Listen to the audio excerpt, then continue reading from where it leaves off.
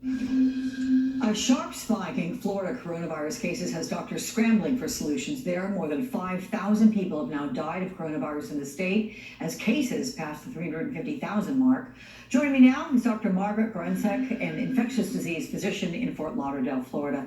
Dr. Gorensek, can you answer this? What is happening in Florida? Why are the cases in Florida skyrocketing over where they were last month?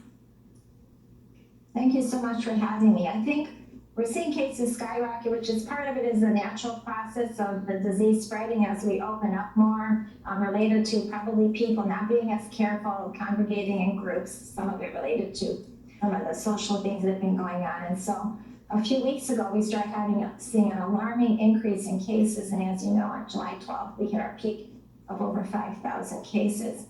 And we saw it here at Holy Cross Health because since the beginning of the pandemic, end of February, early March, we were preparing actively and anticipating a lot of coronavirus patients.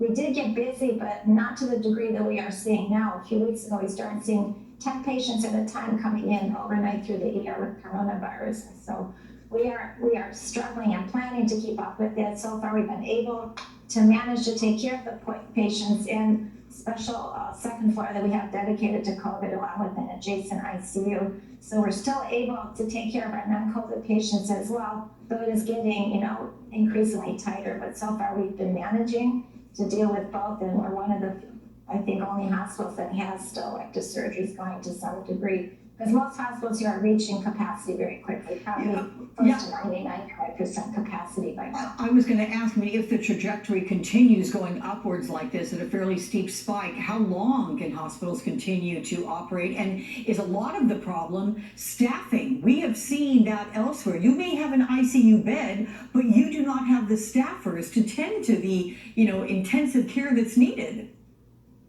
That is exactly the problem. So we do have, we're always planning and anticipating. Right now, we've been able to keep up. We're always looking ahead. If we continue to get more, then we're going to have to get in staff. Some of the hospitals are getting nurses and medical staff out from other parts of the country.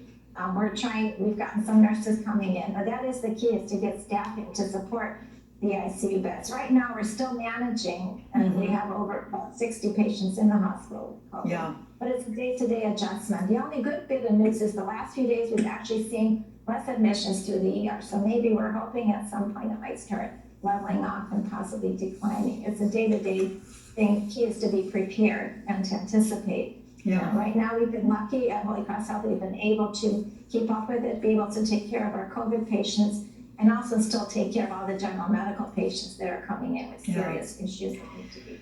Well, Dr. Margaret Gorensek, given everything that's going on outside the door there of your office, I thank you for taking the time to talk with us, and best of luck. We very much value you and your efforts. Thank you. Battle lines the standoff between Georgia's governor and local leaders who want to make wearing masks mandatory in their towns.